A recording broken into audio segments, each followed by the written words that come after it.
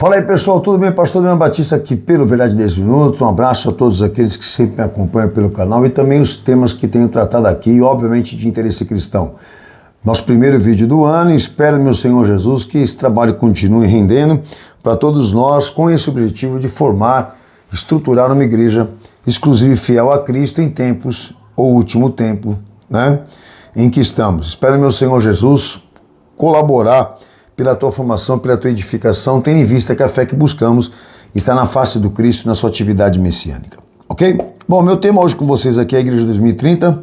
A gente continua ampliando essas denúncias do que diz respeito à ONU e suas sociedades eclesiásticas que estão ali empenhadas em cumprir a agenda globalista. E nos voltamos, né, a esse evento Vira Brasil 2025 para entender se haviam ali evidências desta atuação, né, ou mecânica de atuação do que a ONU vem fazendo com as igrejas, tá? Então a gente vai passar aqui para vocês aqui alguns detalhes importantes, e esse é meu propósito, de ligarmos esse evento Vira Brasil 2025 com esse modo operacional e sistêmico do que diz respeito à ONU e às igrejas, que se baseia numa gestão religiosa por um serviço de adoração pública, tá? Que surge do pentecostalismo de Los Angeles e hoje está, né, servindo a ONU e a AAA com objetivos de cumprir a agenda interreligiosa e cultural. Então há elementos suficientes ali nesse evento que confirma a ONU lá, envolvendo aquelas pessoas ou aqueles personagens. Bom, meus objetivos específicos, então, seríamos apontar dentro desse evento, Vira Brasil 2025, a atuação institucional, corporativa, como também representativa do que é a ONU, tá? Bem, eu vou evitar hoje de fazer aquela introdução que eu sempre faço nos meus vídeos. Quem nunca assistiu esse tema aqui no canal, vá assistir todos com esse título Igreja 2030, porque eu lá me prontifico a trazer uma explicação de como o anticristo ou anticristos deve ser interpretado por nós, obviamente de maneira escatológica bíblica e ao mesmo tempo também histórica, tá? Porque existe um critério para identificar a atuação desse regime, a atuação dessas personalidades, a atuação dessas contingências dentro da história. Então eu venho fazendo uma introdução importantíssima ali para ninguém se perder em especulação. Então o primeiro critério é a identificação desse poder, desta ordem, desse sistema mundial, que nós podemos chamar de anticristo ou anticristos, tá? E dentro desta atuação de poder histórico, que a gente vem denunciando aqui, a identificação desse poder se representa ali por uma dinastia imperialista acasalada, que eu venho deixando isso bem claro, isso está confirmado. Se trata de um poder, de uma ordem, de um sistema humano, tá? Gerado dentro de um mecanismo, ou organizado dentro de um mecanismo, que opera por oligarcas, mais sinarquia, mais cartéis. Tá? É uma mecânica, um motor funcionando para um único poder. E cada um ali, dentro dessa família, dessa elite global, cumprindo um tipo específico de papel, religioso, até mesmo político. Ok? Bom, segundo detalhe importante que eu venho passando nos vídeos. Esse poder, esta ordem, esse sistema tem uma panorâmica histórica de atuação com ações revolucionárias que estão divididas por ciclos e etapas. O que eu venho deixando claro aqui também, gerando historicamente esse poder um caráter transitório como também progressista das suas ações. Para alcançar o objetivo final, eles praticamente protocolaram essa atuação, dividiram toda essa atuação em ciclos, e isso é perceptível dentro da história. Tá? A maçonaria é vamos dizer, uma repartição desse poder que se encaixa perfeitamente nesse quadro panorâmico de ações revolucionárias. Tá? Então, são 4 etapas que eu venho mencionando para vocês aqui, que a última é a contemporânea. Na fase contemporânea, um exemplo que eu estou falando aqui, ali é o resultado dessas ações revolucionárias. Ações revolucionárias. Nada poderia acontecer por acaso. Tudo foi protocolado, que é uma marca muito forte desse poder, tá?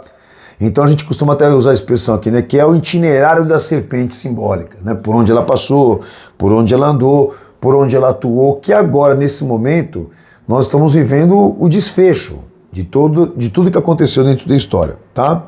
E um detalhe importante, que dentro desta divisão de etapas e ciclos dessas ações revolucionárias, eu venho destacando ali uma fase muito importante para a igreja no que diz respeito a esse poder. A terceira fase desse poder, que é a operativa para especulativa. Que ali, a terceira fase para eles foi uma espécie de chave de ativação institucional, de emancipação institucional. Então eles queriam ser vistos pela sociedade e a forma como eles, na verdade, se organizaram é que eles fossem vistos dentro de uma estrutura institucional, de uma visão corporativa institucional. Então a maçonaria precisava da sua emancipação perante a sociedade e ela preferiu que houvesse ali esse caráter mais institucional. E aí é que vem a terceira fase, porque o protestantismo, ou a reforma protestante, serviu de mecanismo de emancipação para a maçonaria institucional, ok? Que ali, todos sabem, começou a operar, né, por meio exatamente dessas instituições em formato de templos, editoras, ONGs, etc, etc, que as primeiras igrejas protestantes todas eram maçônicas e os pastores também eram maçons. Então a reforma protestante ela foi uma chave de emancipação institucional para esse poder e obviamente mascarando esse poder ainda mais com aquele conceito de que sai a era papal, entra a era da escolástica, dos reformadores, etc, etc. Tudo isso é uma química, uma arte, uma falsidade. Eu costumo dizer até, né, que mudou de gerente, mas o poder é o mesmo. Ok? Bem, então a reforma protestante era uma fase importantíssima que a gente trabalha aqui, tá? E na fase contemporânea, que é o resultado disso tudo que eu estou falando aqui, quando a gente olha para a ONU e para suas instituições, a gente se depara exatamente com uma estrutura de governo e divisões de governo que é resultado de todos esses investimentos de milênios. Okay? Então a fase contemporânea deste poder, ou ordem em sistema mundial, ele é um resultado dessas iniciativas, dessas organizações políticas mundiais, ok? Então a ONU e as instituições, lá dentro, a divisão dela por instituições, tem uma repartição ali dentro da ONU que vem nos interessando, que é aquela que é feita de igrejas, da qual ela intitulou por Rede de Miqueias na época, que é um braço corporativo feito de um governo eclesiástico que ela financia e organiza para pôr em prática ou aplicar a sua agenda globalista, a sua agenda ODS e ODM, que a gente vem denunciando para vocês aqui, ok? Essa fase contemporânea desse poder e atuação organizada da maneira como eu estou falando aqui, ela se direciona para dois aspectos por meio das igrejas, que a gente vem denunciando. Quais são esses dois aspectos importantíssimos? Primeiro, o plano intelectual teológico, que a preocupação deles realmente foi o quê? Usar essas igrejas para implantar essas doutrinas com princípios maçônicos, essa coisa toda que colabora para a ordem mundial, padronização de discurso, tá? E isso é uma marca muito forte dentro da igreja deles. Eles passam o mesmo conteúdo intelectual com os mesmos elementos doutrinários. Todas as igrejas que pertencem à rede. Talvez seja meio complexo você entender, mas a gente que já está mais enturmado com esse assunto aqui, é muito fácil a compreensão e a identificação quando esses caras abrem a boca para ensinar. Ok? E aí um segundo ponto importantíssimo, que além desse plano intelectual teológico do discurso, tem também o alinhamento das corporações e das instituições. Por quê? Porque somente instituições deles e associações deles que vão estar ali na prática do plano. Então as portas dos sistemas se abrem para essas igrejas aparecerem a público, terem os holofotes, obviamente destinados a eles quando eles estiverem em operação. Então o sistema jamais vai dar oportunidade para quem não tiver ali registrado como um cooperador, um representante do esquema. Tanto que o Vira Brasil 2025 mesmo é esse detalhe, que foi televisionado pela TVS e é uma coisa até, SBT, e até uma coisa meio óbvia, que não seria possível acontecer aquele evento se não houvesse ali esse certificado de que o conteúdo vai ser passado com a gerência das instituições, tá? Então a ONU tem um entendimento exatamente o quê?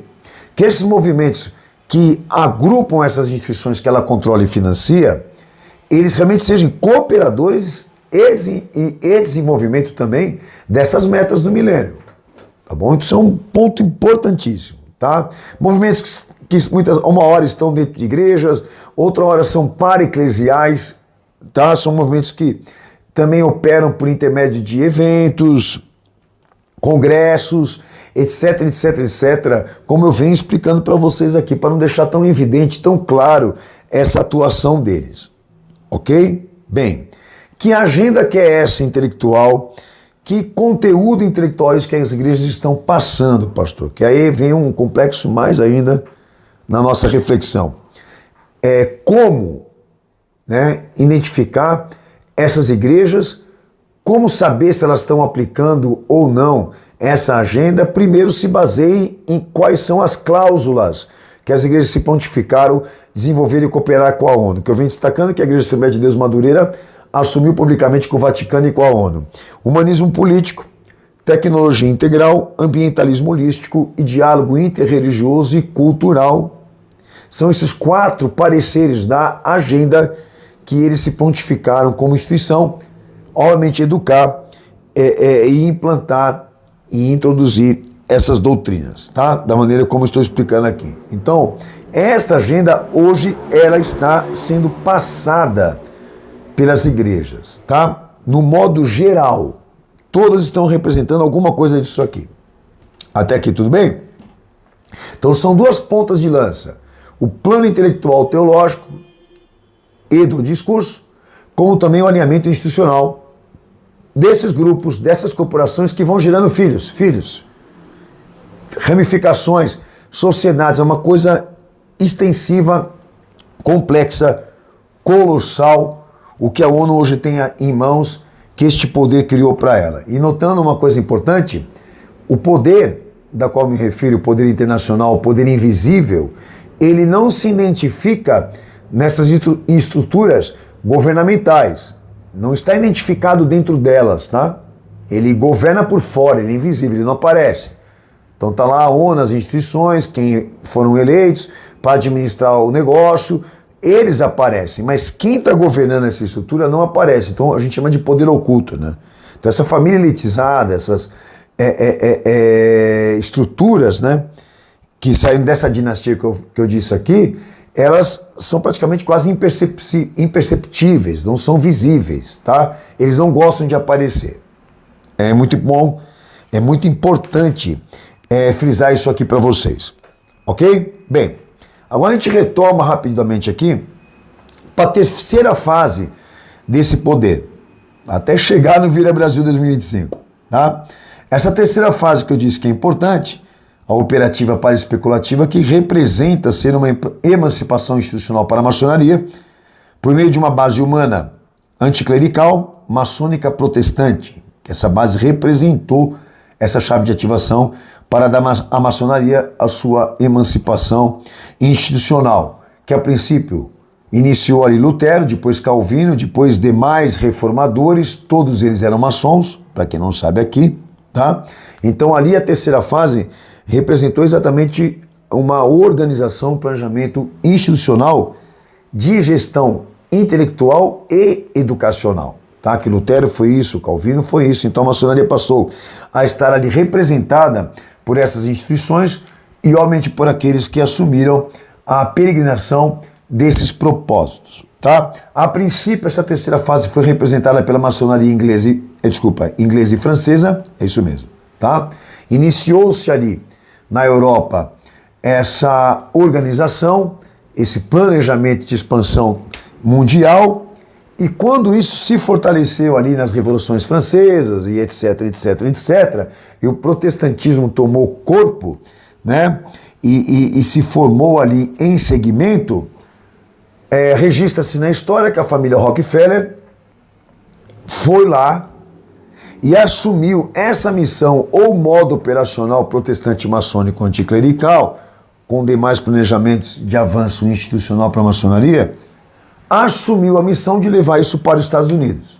Então, na Inglaterra e da França, sai e entra nos Estados Unidos pela família Rockefeller, e ela praticamente bancou tudo, assumiu a frente toda de organizar isso lá, para implantar esse esquema ali, gerando hegemonia e geopolítica americana, como é até o dia de hoje.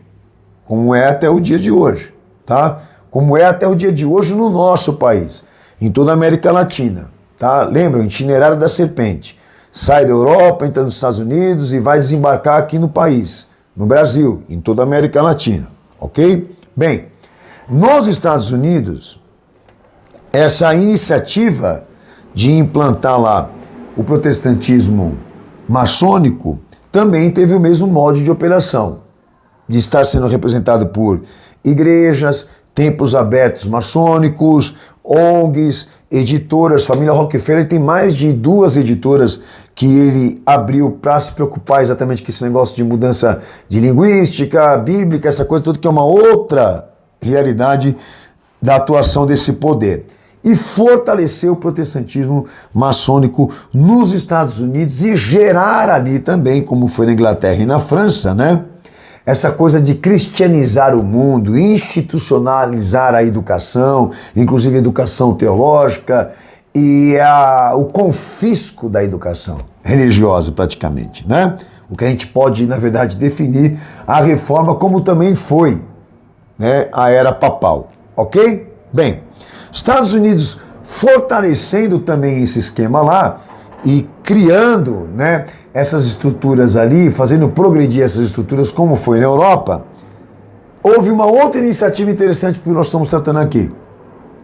Eles geraram um novo segmento lá, o pentecostalismo de Los Angeles, da Rua Azusa, porque as mesmas confissões que saíram da Inglaterra e da França, que foram para os Estados Unidos implantar o esquema lá, estavam também no acontecimento do pentecostalismo de Los Angeles, que é a batista, presbiteriana, metodista. Estão as ferramentas, né? Vamos dizer, as correntes teológicas, as ferramentas humanas estão lá também nesse evento. É um outro vídeo que eu gravei aqui no canal, quem assistiu sabe. O pentecostalismo de Los Angeles é uma ramificação disso tudo que eu estou falando aqui.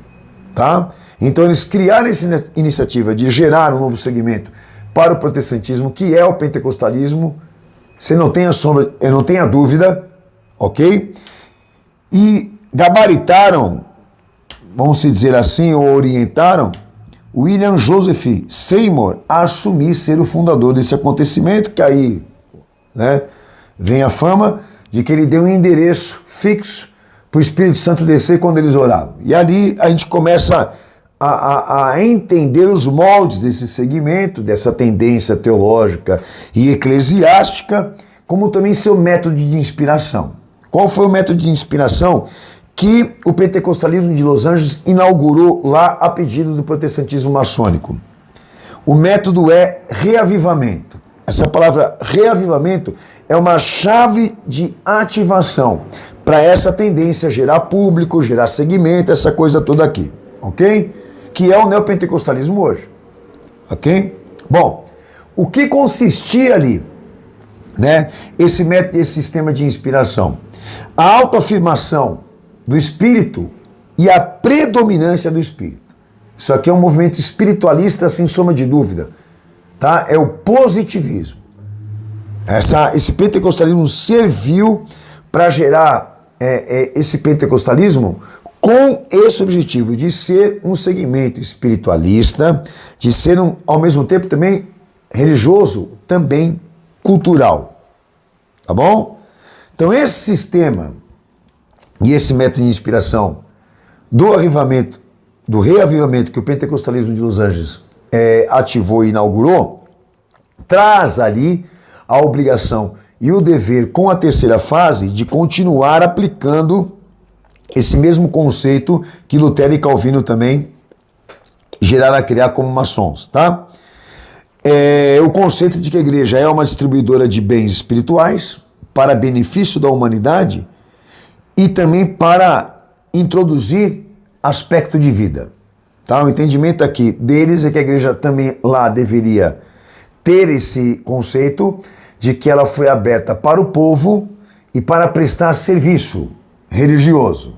Tá? É uma espécie de gestão religiosa, eles existem por causa do povo e para atender essas demandas religiosas, tradicionais, até psiquiátricas, até em mais um nível psicológico de autoajuda, seja como for. A igreja já criava esse aspecto lá na terceira fase, dela ser gestora. Por isso a definição aqui, ela é proprietária dos bens espirituais de Deus e ela existe para compartilhar isso com a sociedade na medida em que a sociedade precisa e necessita de amparo e de ajuda. Essa visão bem social, redenção social, né? Vamos se dizer assim, ok? Então o pentecostalismo, ao mesmo tempo que ele traz esse caráter, né, para o êxtase, para o espetáculo espiritual, para aquela coisa toda de coreografia, música tradicional, né? E aquela coisa toda, eles também se pontificaram em levar adiante esse conceito de que a igreja é templo, de que a igreja é uma instituição, de que Deus mora dentro da igreja, que os bens dele estão lá, que o pastor tem essa autoridade para delegar, para abençoar, para amaldiçoar, que a autoridade está na igreja e que se você for nela você está salvo, se você for nela você está abençoado, de que existe um poder que cai, desce, cai, desce, cai, desce, essa coisa toda de dar um endereço para a moradia divina. Você entendeu? Então o pentecostalismo ele acrescentou mais uma modalidade e, obviamente, continuou trabalhando por esse mesmo parecer, dar uma institucionalidade para o Evangelho, para Cristo, como para uma educação protocolada. Isso é muito sério, senhores. Tá? Agora, o que isso acrescenta porque nós vamos falar? Desse movimento pentecostalista de Los Angeles, do pentecostalismo de Los Angeles, da Rua Azusa, surge um outro segmento. Cria-se uma outra ferramenta religiosa e cultural, além do exibicionismo espiritual, o sistema Worship Service, que eu também já falei em vídeo aqui. Tá? O que seria o sistema Worship Service? Para eles, dentro do que eu já falei, acrescentaria ainda mais uma ferramenta de uma gestão de adoradores. E esses que seriam esses gestores que assumiriam a frente de praticamente representar, né, esse segmento pela música e usar a música como instrumento de transformação social, artística, cultural e também de controle, né, de público e segmento de público. Esses gestores, esses pseudos adoradores, fariam isso como serviço público. Caráter é esse. Nós vamos cantar para alegrar, nós vamos cantar para poder deixar todo mundo feliz, para melhorar a ambiência, para harmonizar, para criar possibilidades de vínculos e unidades na diversidade. Aí vem um monte de coisa importante para se trabalhar em torno disso, tá? Só que detalhe, esse sistema, o Worship Service, feita de gestão musical e instrumental com esses objetivos sociais, ele virou uma rede de formação de lideranças pelo protestantismo maçônico do movimento pentecostalista de Los Angeles. E ali, o objetivo o que era? Dar sequência no plano, formando lideranças para esse movimento que fossem feitos de jovens. Isso aconteceu nos Estados Unidos.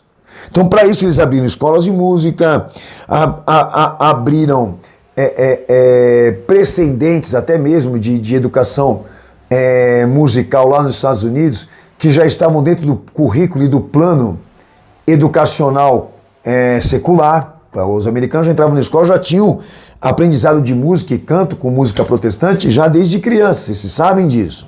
Então já era um trabalho do Estado com as igrejas, feito pelas escolas, de fazer exatamente a música ser uma cultura desse povo, ao mesmo tempo também instrumento de hegemonia e geopolítica, dessas escolas realmente gerarem esse profissionalismo musical, e tanto que a gente vê aí figuras famosas da música secular lá nos Estados Unidos, que todos saíram da igreja e todos eram protestantes. Eu não preciso ficar falando muito aqui para te provar. E todos esses movimentos, né, voltados ali exatamente para essa questão de não só vir uma música ali agradável de se ouvir, né, porque como também isso, estarem acompanhadas de línguas estranhas, danças, até irreverência juvenil, né, lá nos Estados Unidos tinha os hippies de Jesus, e inclusive isso, que a música fosse um instrumento de hipnose e controle emocional. Então, o sistema worship ele é uma rede credenciada hoje da ONU para formar essas referências e influências na área da música gospel. Isso é fato. O que estava lá veio para cá. A serpente saiu de lá e desembarcou no nosso país. Mas antes disso, do que a ONU, a WA e a ANAI hoje governam a nível de estrutura eclesiástica, lá nos Estados Unidos a gente então teve, né, movimentos conhecidos dentro desse sistema Worship Service, que se intitulam por Cruzado Estudantil e Profissional para Cristo, que eu já falei aqui, os Navegadores de Cristo, eu acho, né? Mocidade para Cristo, Jocum, Bethel Music, Global Legacy, Instituto, né, Vineyards, Hillsong College, Jesus Culture, e esse aqui, Christian for the Nations, que era uma instituição carismática que inclusive Ana Paula Valadão e o André Valadão se formaram lá, antes de trazer isso aqui para o país, antes da serpente vir com eles, né, para cá. Entende? Então é uma rede que se esparrama. Esses agentes, para que cada um cumpra o seu papel e gere esses segmentos e essas tendências dentro da igreja. Senhor, isso é um plano organizado, e isso tudo está no colo da ONU e da WA hoje sendo usado descaradamente. Eu não cheguei nem ainda no Vira Brasil 2025, você vai falar assim, pô, pastor, mas o que isso tem a ver com aquilo que aconteceu lá, naquele evento que o SBT televisionou? Porque as estruturas estavam lá. Eu já vou chegar nesse ponto aí, tá? Mas o mais importante vocês entenderem aqui, a mecânica dessa atuação e esses dois alinhamentos, tanto a questão intelectual e teológica, como também institucional, corporativa, como eu estou explicando, né, que as duas coisas estão ali. Então, se vocês querem realmente identificar o esquema, vocês precisam se aprofundar realmente muito mais ainda nessa questão do discurso, como também desse alinhamento institucional, dessas sociedades, que eu venho aqui falando o nome de muitas aqui. Então procure identificar para você realmente estar fortalecido para entender e compreender o que está acontecendo, inclusive saber se você não está dentro do esquema. Bom, a Virada Brasil 2025, que foi representada ali pela Igreja Batista da Lagoinha de Alphaville, pelo André Fernandes, né, que fez esse evento, fez dois eventos. Um no Brasil, que foi televisionado pelo SBT, que ele cobrou R$3.500, e outro que foi em Orlando, nos Estados Unidos, que parece que foi R$5.000 lá, o preço do ingresso, tá? E que entrou lá no mérito lá para querer justificar esse valor no ingresso, e querer dizer que ele estava salvando vidas, que o evento lá era para salvar vidas. Não, ele estava prestando um serviço e quem foi lá e pagou. Ele estava prestando um serviço e quem foi lá pagou pelo serviço, para se sentir bem. Fato. Foi um serviço de,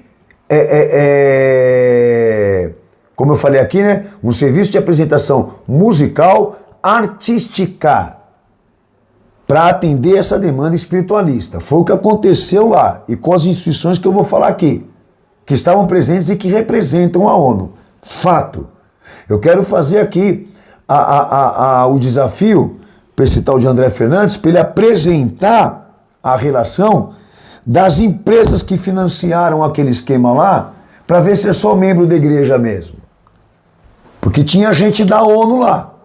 Eu queria ver esse cara colocar relação a público. Tá aqui são membros da minha igreja. Hã? Eu queria que ele colocasse essa relação de financiamentos e, obviamente, também a relação de valores. Hã? Agora, eu não estou falando de quem pagou ou a quantia de quanto tiveram que pagar para assistir, porque aquilo foi um show. O fato é que ele estava lá prestando um serviço com estruturas, que eu já identifiquei com você aqui, tá? Que saem de um esquema, e quem foi lá pagou pelo que estava recebendo. É fato. Porque eu disse a vocês, as duas pontas de lança desse sistema estavam lá, né? A parte intelectual, teológica, de passar esse positivismo para aqueles que estavam lá, de trabalhar esse espiritualismo, né? De representar esse caráter dessa igreja, que ela é uma representante das bênçãos de Deus, e o papel dela lá é distribuir tudo isso ali entre eles, não identificando se é crente ou não, se é católico ou evangélico, não. Era um público, ninguém sabe do que era feito aquilo lá, mas todos estavam recebendo aquele poder, aquela energia, aquele conteúdo, e pagaram por isso, como eu falei aqui. E detalhe, com estruturas que estão marcadas com comprometimento sério com o globalismo. Fato. Só não enxerga quem não quer. Ok? Eu queria ver esses canais que estavam lá abrindo a porta para ele poder fazer aquele evento assustador, se eles fariam da mesma forma comigo, para falar tudo isso que eu estou falando para você aqui. Maçonaria é isso, senhores. Só não enxerga quem não quer. Agora, qual era a ênfase que esse cara deu para a Virada Brasil 2025? A ênfase que ele deu lá. Olha a expressão dele. Que aquele evento era um poder de uma nova era. Ele estava anunciando uma nova era lá. Você vê que esse cara não teve nem cautela de usar a expressão aqui, que é uma expressão para mim comprometedora, do que ele estava cumprindo e realizando lá. E o que ele estava cumprindo e realizando lá é cultural, é interreligioso, e a agenda estava sendo passada ali sim, com esses critérios, com estas orientações voltadas para a psicologia, voltadas para a autoajuda, voltadas para esse detalhe, né, da música ser um instrumento de transformação. A música não transforma ninguém, quem transforma é Cristo. Quem transforma é Jesus. O que liberta é a verdade dele, é a pregação. Mas enfim, como eu disse, eu vim explicando lá de trás para vocês entenderem. É uma chave de ativação, eles usam a palavra reavivamento, nova era, e os elementos são os mesmos. A forma de atuar ministerialmente ali é a mesma. É a mesma do movimento do pentecostalismo de Los Angeles e todas as demais informações que eu já passei para vocês aqui, que aconteceu no sistema worship. Ok? Bem, no Vira Brasil 2025, tá? O Todd White, que eu já denunciei aqui, que é um americano que representa a Jocum lá dos Estados Unidos, é um agente, tá? Dessa ordem da qual eu estou falando aqui, globalista, como também representa os jovens com uma missão. Tá? Um cara conhecidíssimo no ramo, que está envolvidíssimos também com a WA e com a ONU. A Jocum e o Descende, que tem por financiadores família Rockefeller, Bill Hybels da Sociedade Willow Creek, que todo mundo sabe aqui que é um outro segmento desse esquema, Billy Graham, o filho do Papa, né? E as suas associações e sociedades protestantes. Aí o Cliff Bible Translation, que é uma editora da família Rockefeller, que eu já denunciei aqui. Visão Mundial, que está interligada com a WA, com a ONU e com a Agenda 2030-2050, que eu também denunciei aqui. Esses são os financiadores da Jocum e do Descende. Para deixar claro o quê? Que o braço institucional e teológico estavam lá para garantir que esse evento realmente acontecesse dentro das exigências e cumprisse o protocolo. Senão a filha do Silvio Santos não vai gostar, você não concorda? Senão o SBT não vai concordar de receber essa galera lá de novo. Entendeu? Porque eles estão ali para favorecer o esquema, para manter essa religião, para nutrir essa religião de fanáticos, de cegos, de estúpidos, né? Infelizmente, porque grande parte nem entende do que eu estou falando aqui, nem sabem que isso existe, que estão dentro de uma bolha, infelizmente, tá? O Richard Gordon, que é da Bethel Church, que estava presente também no Vira Brasil 2025, o Richard Gordon, que também faz alianças e participações com o Pacto de Lausanne e Movimento Lausanne, que é um dos marcos históricos importantíssimos para aquilo que eu tratei com vocês aqui, do que a ONU é hoje, do que o Vaticano é hoje, do que a CMI é hoje, a nível de igrejas, tá?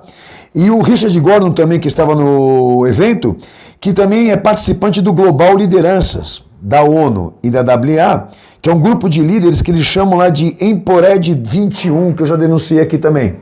Que inclusive o Todd White frequenta, Teófilo Hayashi também frequenta, você vê, é tudo ali alinhado, tudo ali alinhado. Então, a virada 2025, a virada Brasil 2025, ela traz requintes, elementos teológicos e institucionais suficientes para garantir que aquilo que aconteceu ali cumpriu a agenda da ONU, que é a ênfase do movimento interreligioso e cultural. Gerar, fortalecer esse segmento que eu posso explicar até melhor para você. Não importa como você vê Deus, não importa como você vê Jesus, importa que todos estejam aqui. Entendeu? Dando endereço, horário, para alguma coisa de Deus acontecer. É o mesmo critério, é a mesma ideia do que aconteceu lá em Los Angeles. Ok? E para acrescentar, para ninguém falar, mas a Batista da Lagoinha separou. Senhores, não caem nessa conversa de que eles brigaram. Tudo isso daí é uma forma de espalhar mais ainda o câncer que afeta a igreja hoje. Mas só para vocês terem uma ideia do comprometimento que não só a Renascer em Cristo, a família Hernandes tem de trazer o que está lá para cá, porque eles representaram esse sistema, né? Trouxeram lá dos Estados Unidos esse sistema worship. E com esses objetivos musicais de arte, e com essas realidades de transformação social por meio da música, influência por meio da música, essa coisa toda aí. Que todo mundo achava que era lindo e maravilhoso, que era para Jesus e não era. Era para fortalecer ainda mais o movimento institucional do esquema. Gerando templos, gerando lideranças, gerando movimentos juvenis, gerando irreverência e aquela coisa toda voltada para a visão contemporânea, voltada para o liberalismo, voltada para essa visão moderna. Ana Paula Valadão e o André Valadão, da Batista Lagoinha, têm o mesmo comprometimento que a Renascer em Cristo e as outras que trouxeram o sistema de lá. Tá? Exemplo, antes deles fundarem o Diante do Trono, que é uma espécie de indústria musical, que segue com o mesmo padrão operacional, eles participaram da formação de lideranças de louvor, que é o Cristo para as Nações. Lá nos Estados Unidos, o que eles chamam de Christ for the Nations, né? Esta instituição que foi fundada por Gordon Lindsay, tá? Que segundo lá dizem que ele era um reavivalista, tá? Esse cara foi convertido no pentecostalismo pela influência de Charles Fox Parham, que também era da Ku Klux Klan, ok? Mas o detalhe importante é que esse Gordon Lindsay, que fundou o Christian for the Nation, que a Batista da Lagoinha se especializou, ele teve a influência de Charles Fox Parham, que recrutou esse indivíduo, William J. Seymour. O que isso tem a ver, pastor? Que este Charles, ele também tem responsabilidade direta com a criação desse segmento do pentecostalismo de Los Angeles, tá? Porque uma coisa que me chama muita atenção é vocês lembrar alguns vídeos que eu gravei lá atrás, do interesse desses caras de gerar as igrejas negras, música gospel negra, gerar e separar segmentos sociais, branco de um lado, negro do outro, direita de um lado, esquerda do outro, porque é por causa desses conflitos, desses debates teológicos e ideológicos que eles tiram proveito, eles querem o caos, eles querem a confusão social, a convulsão social. Então, por isso que a Ku Klux Klan, ela foi importantíssima no que diz respeito à ascensão, né, desses movimentos raciais, esses movimentos negros. Aí você vai lembrar lá Martin Luther King e alguns vídeos que eu gravei lá atrás explicando isso para vocês. Agora, tudo para chegar nessa conclusão, que o Christian for the Nations, que preparou o que a Batista Lagoinha hoje aqui nesse país a nível musical e também metódico e sistêmico, tá? Ele, Christian The Nations, nos Estados Unidos é financiado pelo Descende, olha aí, vai juntando tudo. Também pela Jocum lá nos Estados Unidos. Está influenciado com o Pacto de Lausanne. Billy Graham, John Stott, ambos WA, e ONU. E o presidente Dennis Lindsay, do Christian The Nationals, tá? É conselheiro também da liderança global da Rede de Miqueias, da ONU e da WA. Você vê? É um braço, né? Que governa o nosso país, que sai de lá. E essa rede credenciada, feita de igrejas que o protestantismo maçônico ajudou ao longo das décadas a gerar, a ONU hoje controla absurdamente. Tá? Então é um esquema que é muito bem montado, que você tem que estar se aprofundando constantemente para entender e compreender essa atuação. Agora, vocês precisam entender que, exemplo, Ana Paula Valadão, André Valadão, esse André Fernandes, esses caras não trabalham, não atuam sem conhecimento disso que eu estou falando aqui. Tá? Um exemplo, Davi Lago, que é um representante da WA aqui. Esse cara está em todas as igrejas, em todos os congressos, passando constantemente essas orientações da visão contemporânea do que a igreja tem que ser, do que ela, na verdade, se transformou para ser. Então, constantemente eles estão interligados, eles estão juntos, eles estão reunidos em alguma tarefa, em algum congresso, algum evento, coisa do tipo. Então você não pode olhar para Ana Paula Valadão, e não pode olhar para André Valadão, não pode olhar para a Sônia e o Esteve Hernandes, para nenhum desses caras. Eu estou falando de um segmento, né? Do movimento pentecostalista e neopentecostalista. Você não pode olhar para esses caras como alguns que entraram sem saber. A Igreja Universal do Reino de Deus aqui no nosso país recebeu dinheiro da família Rockefeller e o Edir Macedo assumiu ter recebido isso em libras. Essas colaborações, para desenvolver a teologia da prosperidade aqui no nosso país, pô. Aquela porcaria lá é mantida pelo Fundo Internacional.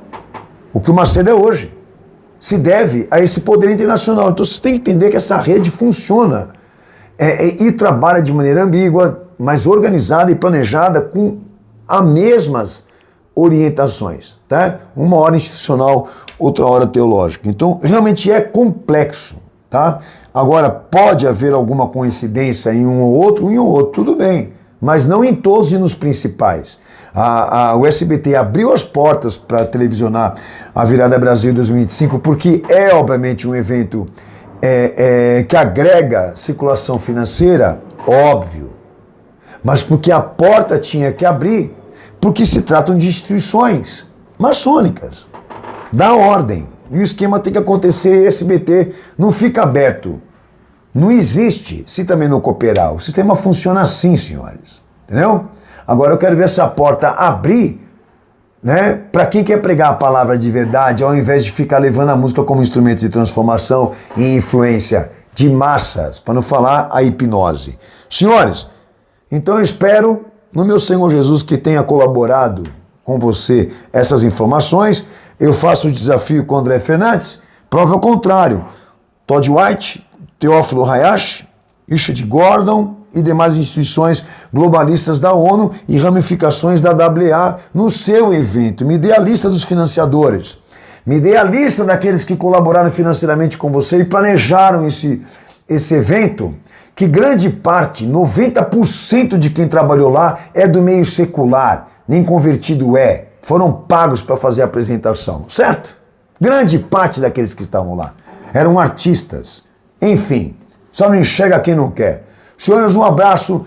Deus abençoe todos vocês. Te vejo no próximo vídeo. Espero no meu Senhor Jesus. E lembrando, tudo isso aqui são evidências de que Jesus está voltando e está às portas para arrebatar a sua igreja. Deus abençoe vocês. Um abraço. Maranata.